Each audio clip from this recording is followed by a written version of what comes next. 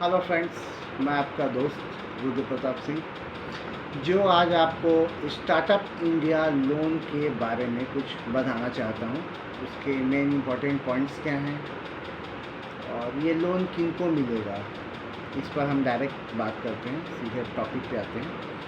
तो ये लोन सबसे पहले लॉन्च किया गया था 15 अगस्त 2015 को माननीय भारत के यशस्वी प्रधानमंत्री नरेंद्र मोदी जी के द्वारा दिल्ली विज्ञान भवन में।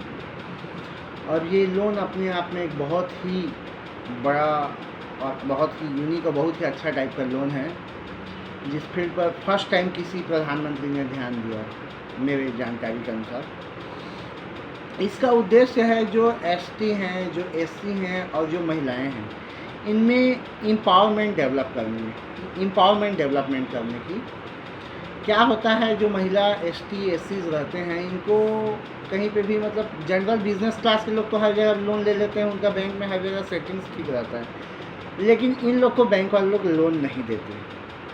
तो इनको लोन सुविधाजनक रूप से उपलब्ध कराने के लिए प्रधानमंत्री जी ने आरबीआई को और आरबीआई ने सारे बैंकों को स्पष्ट ये गाइडलाइन जारी की है कि हर बैंक के हर शाखा को कम से कम एक दो लोन इस योजना के तहत आपको करने हैं। और इस योजना के तहत आपको करने हैं मतलब आप में इसमें हर एसटी एससी और महिलाओं को ही करने हैं। और इस लोन का अमाउंट ऐसा भी नहीं है कि आप कोई 50,000 दे दिए और अपना खाता भी मतलब अपना कॉलम पूरा कर लिया, ऐसी भी बात नहीं है। इसमें 10 लाख से लेकर के 1 करोड़ तक का लोन आपको उस बैंक को देना पड़ेगा आपके प्रोजेक्ट रिपोर्ट के अनुसार, कि आपका प्रोजेक्ट कितने का है, क्या है, कैसा है। तो ये अपने आप में एक बहुत ही बड़ी पहल है, खास करके इन तीनों के लिए जो एम्पावरमेंट डेवलपमेंट करने के लिए। और ये जो काम होगा, इससे सिर्फ इन्हीं का ही नहीं,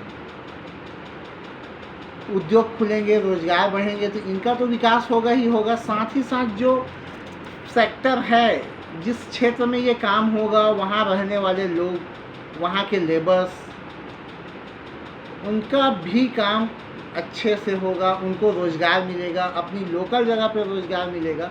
सपोज़ जैसे मैं कोई गांव में रहता हूँ, तो गांव में जनरली होता क्या है, खेती किसानी हुआ, उसके बाद फिर लोग खाली हो जाते हैं।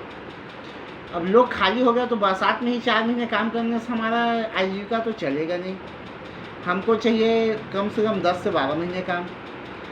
तो वहाँ पे अगर इस टाइप का कुछ भी अगर स्कीम, कुछ भी योजना के तहत अगर वहाँ पे रोज़गार उपलब्ध होता है, रोज़गार खुलता है, तो लोगों को वहाँ लोगों के लिए रोज़गार जनरेट होता है, जिससे बेरोजगारी की समस्या दूर होती है और हर आदमी जो यहाँ से वहाँ पलायन कर रहा है वो रुकता है, लोकल जगह पे आदमी रहता है। तो ये बहुत ही अच्छी स्कीम है आसपास के पूरे एटमॉस्फेयर को रोज़गार उन्मुक्त बनाने के लिए, जो मैं अपने आप में समझता हूँ हमारे जो प्रधानमंत्री जी ने किया है, एक बहुत ही यूनिक और सराहनीय प्रयास है उनका, जिसके लिए मैं उनकी हमेशा ही तारीफ़ करता हूँ।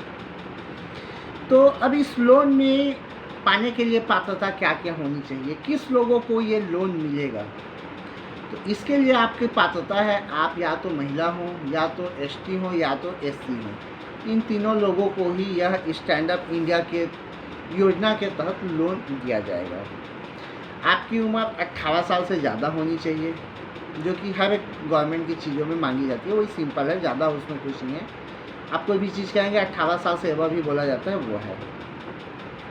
उसके बाद फिर आपका जो प्रोजेक्ट है वो एकदम एक नया प्रोजेक्ट होना चाहिए। कोई भी पुराना प्रोजेक्ट पे आप बोलेंगे सर इसको स्टैंडअप इंडिया के तहत इसको कवर कर लीजिए, तो वो कवर नहीं हो पाएगा। आपका एकदम नया फ्रेश होना चाहिए, आपका प्रोजेक्ट एकदम नया प्रोजेक्ट होना चाहिए, और उसका पूरा डिटेल्स खाक आपके पास रहना चाहिए कि वर्किंग कैपिटल कितना लगेगा, उसका मिशनरी एंड प्लांट कितने का है, ज़मीन कितने का है।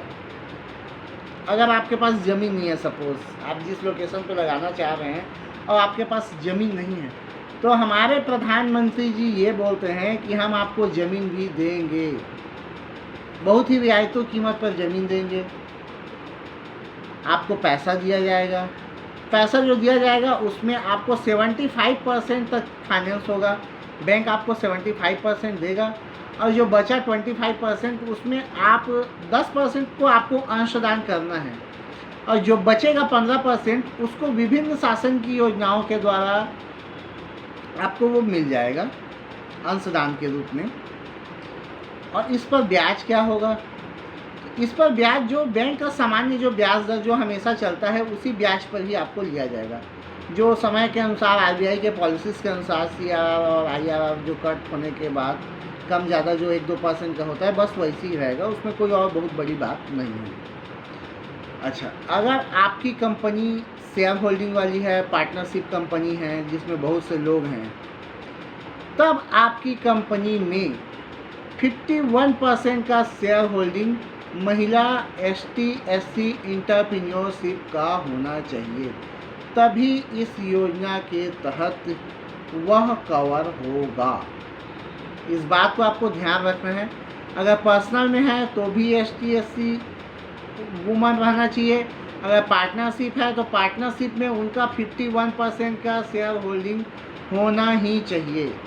प्रोजेक्ट एकदम नया होना चाहिए, प्रोजेक्ट के बारे में आपको जानकारी होनी चाहिए और आपका अच्छे से नॉलेज होना चाहिए, जिससे आप ब्रांच मैनेजर को अपनी बातों को आसानी से समझा सकें।